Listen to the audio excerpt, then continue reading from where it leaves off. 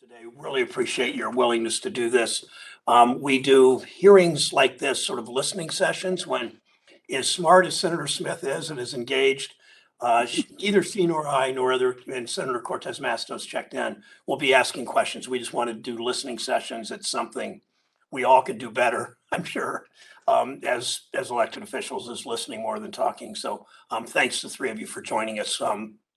Yeah, 2 days ago, as we know yesterday, 2 days ago, we celebrated Labor Day. We come together to honor the people who make this country work. It's a day to remember the workers who came before us and build our middle class. I was given this lapel pin I've worn for the last 25 years well, before I came to the Senate, at a Workers' Memorial Day rally. It was as we celebrate Memorial Day, we also in April celebrate Workers' Memorial Day. This is a depiction of a canary in a bird cage. The mine workers took the canary down in the mines. If the mine worker had no union in those days to protect him or her, and no government that cared very much about doing it. So we know, and that's really, out of that comes this listening session with Senator Smith and Senator Cortez Masto and the three of you. We fought for generations. Workers have fought for all of us to have a fair shot at the American dream. That's what the dignity of work is all about. Hard work should pay off for everyone. When work has dignity, you should be able to support your family and your future. Yet we know millions of workers with full-time jobs can't make ends meet, even with the job and wage gains under this administration and this new Senate.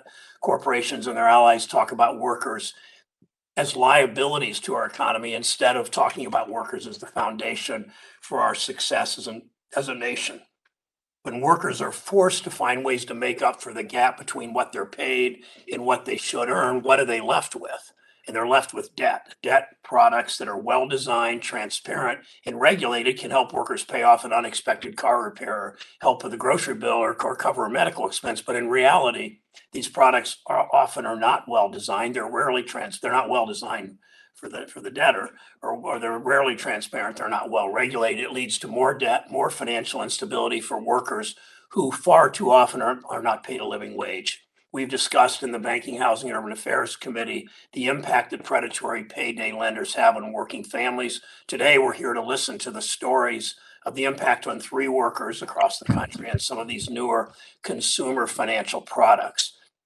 Companies love to tell us these newer financial products are innovative, they're easy to use, they'll give people more options, they'll make their lives better. But so often, innovation ends up meaning a new way for companies to make money, to extract money from people, from trapping people in debt. Newer installment loans like buy now, pay later could help consumers pay for products in installments, serving an important need by helping people have flexibility in paying off bills. Yet many of these products come with hidden fees. They lack transparency. They aren't underwritten properly. Ads and promos target and encourage consumers to use these plans for multiple purchases at multiple online stores, racking up debt they often can't afford to repay. There's a way to make this work for consumers with proper disclosure, with real regulation. There are debt products. And then, though, there are debt products that are so predatory and offensive, they should have no place in our financial schemes and system. Schemes like training repayment agreement provisions, appropriately known as traps. These provisions in employment contracts allow employers to recoup the cost of training employers who leave the job. It's a ridiculous, offensive concept, and a couple of you will talk about that today. It's employers' jobs, obviously, to train their workers. On-the-job training isn't some special perk that workers have. It's a smart investment for employers, for companies. Traps require workers to pay back their employers for training if they leave the job within a certain period of time, saddling workers with unexpected debt. Employers use traps to prevent workers from pursuing higher pay or better opportunity. Most don't have the protection. One of you does, but most don't have the protection of a union. The employers then decide how much the training would cost in the market, and they go after their workers. Most of the time, the supposed training tied to traps barely even qualifies for that definition. It's not an extensive course or an apprenticeship program. It's just ordinary workplace orientation, or even sometimes busy work. Traps allow employers to leverage debt to bind workers to their companies, turning debt into a tool for coercion. No one should be trapped into staying at a job when she deserves or he deserves a better opportunity. It's why I've invited the three of you to this listening session to hear directly from American workers and consumers living with this kind of debt. Witnesses are come from across the country. One of you from Texas, one of you from California, one of you from Colorado. Each has different experiences with debt from newer financial products. All three of you speak to a common experience, how this debt undermines dignity and prevents the work from paying off. So I've introduced each of the panelists. I'll do each one and then speak, and I'll do the second. Our first panelist is Brianna Gordley. She's currently a policy analyst at Texas Appleseed, a public interest justice center. Ms. Gordley, you can go first. Thank you. Great. Can everybody hear me? Yep, perfectly. Wonderful. Good morning. Thank you so much for that introduction, and thank you, committee members, for this opportunity to provide a virtual testimony on my experience with Buy Now, Pay Later products. My name is Brianna Gordley. I work at Texas Appleseed as a policy analyst, and our nonprofit works to change the unjust laws and policies that prevent Texans from realizing their full potential. I'm also a recently licensed social worker, so I definitely have a lot of vested interest when it comes to consumer protection and regulation. However, I am not here to speak on behalf of my organization, but on behalf of myself and my personal experiences with some of these predatory products. So in 2016, I was just an 18-year-old full-time college student, and I also worked full-time to help make ends meet. And I typically didn't have additional money for recreational spending. However, the few times that I did go and pick up extra shifts at the local Chili's, I had a few extra dollars in my pocket. And so I was able to go to the store, go to the mall with my friends and buy clothes. And a very trendy store at the time called Forever 21 had this advertisement for Afterpay. It was one of the first, I think it was actually the first time I ever heard of a buy now, pay later platform. It seemed very manageable. It seemed very ideal. Oh, I can finally purchase larger amounts of clothing, things I'll need for school, things I'll need for fun. So I quickly applied, was approved for about $100 initially, and became an active user of Afterpay. Initially, it was very easy to manage my payments and track my payments, very feasible to repay the debts that I owed. And so it was very attractive for me to continue to use this platform. However, this quickly shifted from manageable to dramatically difficult to repay once I started looking into other buy now, pay later platforms. And I think it's important to note that I heard about these other platforms from Afterpay. It was kind of a chain. I would see a Klarna advertisement on the Afterpay website. I would see a QuadPay advertisement on the Klarna website, and so forth. And so at the time, I was not mindful of these advertisement methods. I definitely am now. But I quickly started using Klarna and then QuadPay. With Klarna, that is where my use of these products shifted, because Klarna approves me after I made my first payment. It was maybe $50, nothing too large. It quickly approved me for $1,000. And as alarming as that may sound now, at the time at just 18, I thought, well, why would they offer me this large approval amount if they didn't trust in my ability to repay it? So if Klarna is saying they believe that I can repay this amount, then I do too. And that is why I racked up a lot of debt using Klarna, and shortly after using QuadPay. And that's definitely where I started to spiral downhill. I was juggling 4 very difficult and very large Klarna payments, ranging from about $150 to $350 each. On top of that, I had taken out debt with QuadPay. They approved me instantly for $500, and I thought the credit's there. Why not go ahead and use it? They believe I can repay this, and so I do too. And so over the about year and a half course that I used Buy Now, Pay Later products, I spent about $1,500. 116 of those dollars, $116 in general were charged by my bank for non-sufficient funds fees and overdraft fees, and about $350 to $375 were actually sent to collections, which were my final 3 buy now, pay later purchases. And so in that last year, I was managing or trying to manage about $1,100 in debt. Mind you, I was still working full time, but all of that money was allocated towards bills, and I was still in school full time. So I was really struck with how on earth am I going to pay this debt back? I started to go into damage mode. I was selling all of my personal items. And I even considered taking out a payday loan. However, I did not get approved for a payday loan at 18, even though I was working full time. And I see the irony in that now. And so ultimately and thankfully, I recognize the privilege in being able to say I was able to confide in my family, confide in my parents, and explain the mess that was buy now, pay later in hopes that they would help me address it. And thankfully they did. I was then able to quote unquote refinance with my family. They paid off the debt and then we started a payment agreement with the promise that I would never use these products ever again. And I'm really mindful now with buy now, pay later platforms reporting to some of the credit reporting agencies, just how different and how much more catastrophic my experience at just 18 years old would have been if this would have been the case now for my financial health and future. So today, as a policy analyst advocating for consumer protection and regulation, it's very easy for me to recognize the potential predatory nature of some of these products. But at just 18 years old, I didn't care to better understand buy now, pay later products. I just finally saw an opportunity to enter into a space that was so unattainable to me at the time. And buy now, pay later products know this about their consumers. And not only do they take advantage of knowing this, but they capitalize on this heavy desire to feel included in these different environments by approving outrageously high payment amounts across different platforms for low income consumers with little to no foundation and inconsistency in approval amounts across these platforms.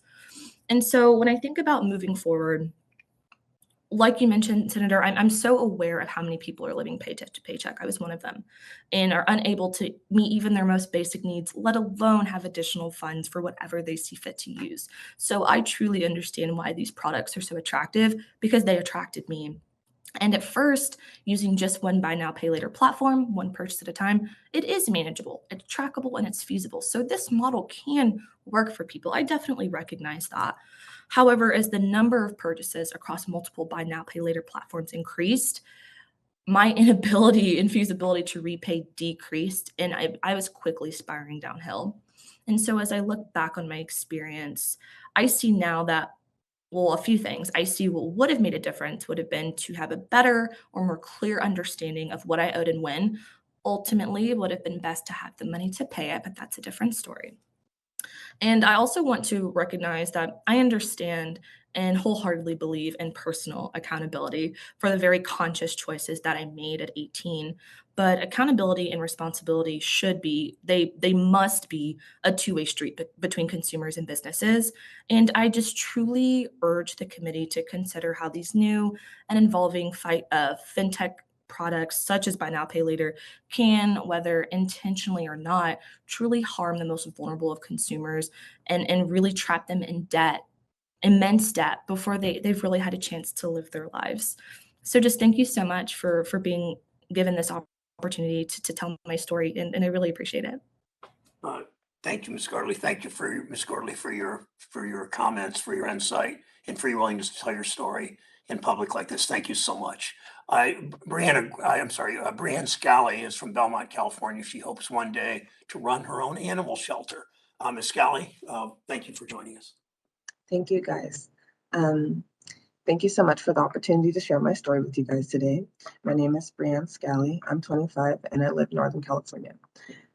Like Senator said, I want to start my own animal shelter.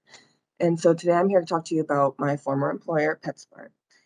PetSmart kept me in a trapped, miserable job, holding a debt over my head, because I wanted to do the grooming academy so that I can get more experience for my rescue to help the animals that I do rescue. With that, I got the job at PetSmart, and after a few months working as a bather, I was able to start the training academy. When I did that, they had me sign an agreement, the TRAP agreement, and this agreement was $5,000 for the academy itself, and then $500 for the grooming equipment. In addition, they did tell me I can either buy my own equipment, or again, I can get the $500 and they will provide it for me. So I decided to accept the agreement, not knowing that the agreement that I had signed before I started my grooming training was the TRAP agreement. I was not explained that that was my agreement in any way. I was just told, sign this if you want to start the grooming academy, you're all good. So after starting the grooming academy, they um, I thought I was going to get important and valuable training, but it wasn't anything like that. I didn't get any kind of license or accreditation or anything, and my actual training was only a few weeks total, about 2 to 3 weeks. During the first week, I just worked my way on my own. I did book work, and then after the week of book work, I started the grooming with my manager. Um, the person who gave me training, she was extremely busy because was as well salon manager as well as the person who did the grooming training. And during this time, we didn't have the help that we needed to be able to provide us and myself the actual training and the actual attention that we needed to be able to learn the tools that we needed to move forward. We kind of were just thrown in there, just do these dogs. This is kind of how you do it, and that's that. After the academy, I still was not a full-time groomer and said I received only a fraction of grooming pay during the 200 additional supervised grooms that I was supposed to get. But none of these grooms were actually supervised at all. Just like the academy, I was learning the job on my own. Over time at PetSmart, it became worse and worse. I was basically making minimum wage, and I was also, and this was from the start of getting the job. I never got any increase or anything after going from a bather to a groomer in any way, shape, or form. And I was basically required to work through my breaks and my lunches, but I was required to clock out. But I had to come back to do my grooms. I had to come back to do my animals because we didn't have the help that we needed to be able to take our breaks and take our lunches. Because if we did and then we didn't finish on time, we got in trouble. And it was stressful. I was like Brianna was saying, I was living not even paycheck to paycheck, if I'm being honest. I was kind of getting a paycheck and then I was scraping up money between the weeks I was getting paid, just so I had gas money to get to work and so that I can maybe get myself some lunch that day if I was taking a lunch. And I knew I could make more money working somewhere else, but I was terrified of getting the $500 in debt because I have been working since 2018 to pay down my debt so that I can get approved for things that I haven't been able to be approved for. And so I felt stuck, and therefore I went to my manager and I asked her what I could do in order to make up this $5,500 so that I could leave and I don't have to feel that I'm struggling so heavily. And so what I was told that if I could upsell and make the money through the grooms that I did, then I should be okay. There shouldn't be a problem and I shouldn't be targeted with this debt because I had already worked so hard and made the money up for PetSmart. So that's exactly what I did.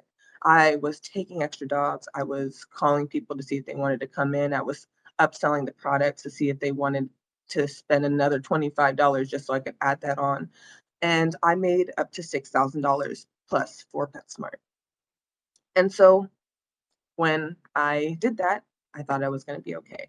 I thought my nightmare was over and I thought I wouldn't have this debt because I did exactly what they told me to do.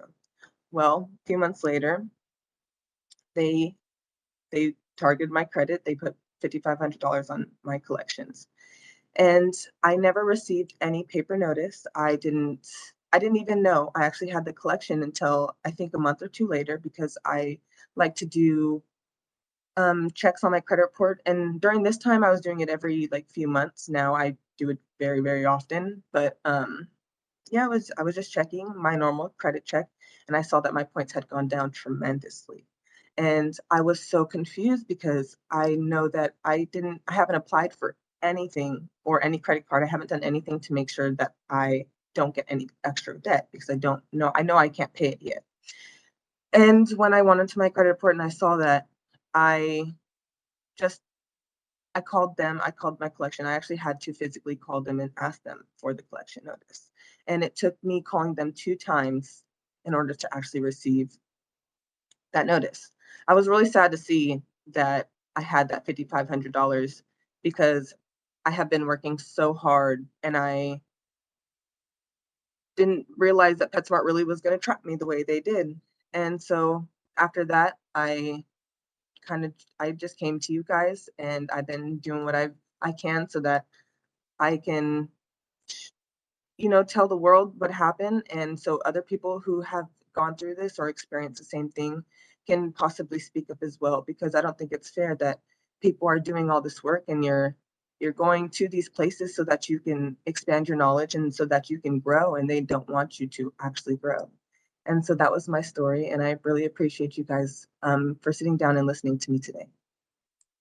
Thank you, Ms. Kelly, for your good insight and a remarkable story, and good luck to you. Cassie Pennings is our third speaker. She's a certified nursing assistant from Littleton, Colorado. She's a member of Communication Workers of America Local 7799. Ms. Pennings, thanks for joining us too. Good morning, Chairman Brown and members of the committee. Thank you for the opportunity to testify today.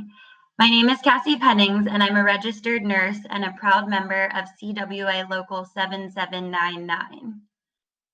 I remember the courage it took to believe in myself enough to apply to nursing school.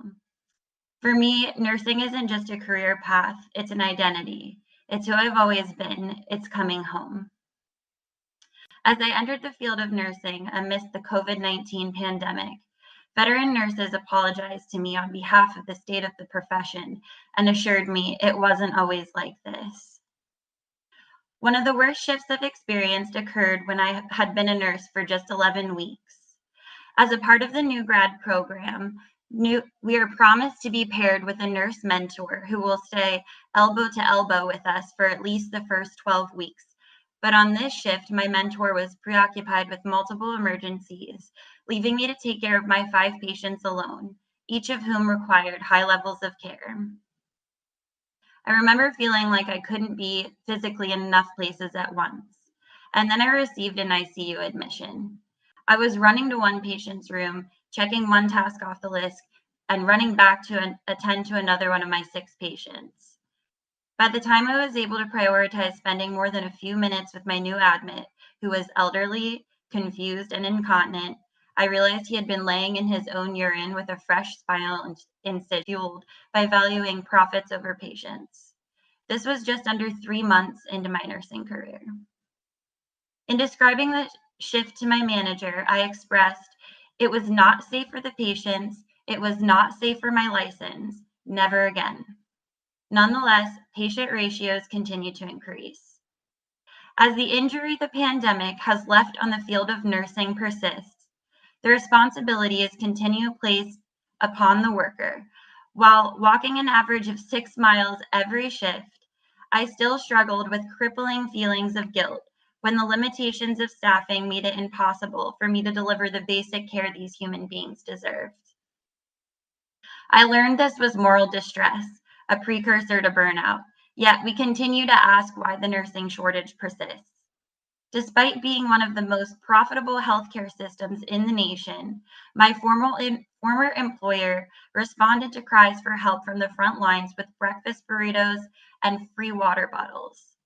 It is imperative that Congress pass Chairman Brown's bill to mandate safe staffing ratios. Historically resilient, I found myself in survival mode.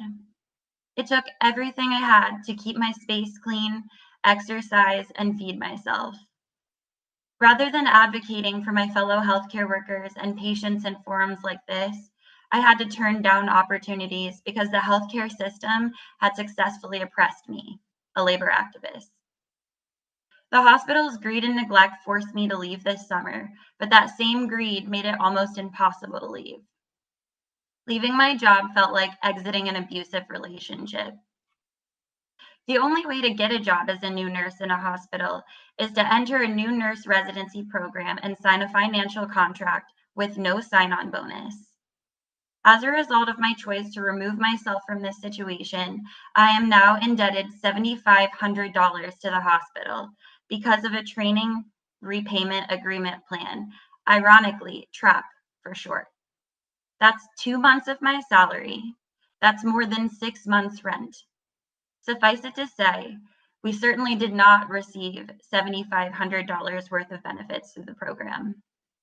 Hospitals have demonstrated that they would rather trap their employees with the threat of debt than incentivize them to stay. Upon resignation, I received an email informing me that there would be money withheld from my remaining paychecks to help cover the debt, making it even more impossible for some nurses to be able to afford to leave. Any uncollected debt would be turned into collections. This email was vague, not detailing any sort of schedule or amount for these withholdings. My heart dropped as I received the following paycheck and recognized half of it was missing. As you consider policy moving forward, I ask you to remember my patients. Think of your loved ones and prioritize empowering and protecting the people at the bedside with them by banning abusive practices like traps. Thank you.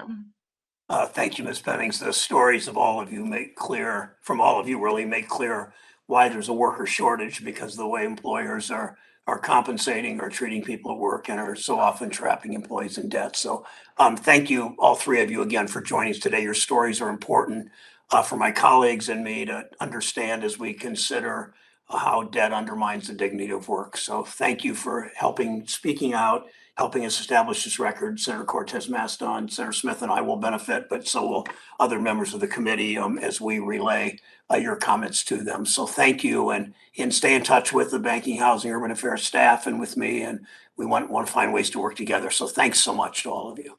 Catherine, thanks for joining us. Thank you guys so much.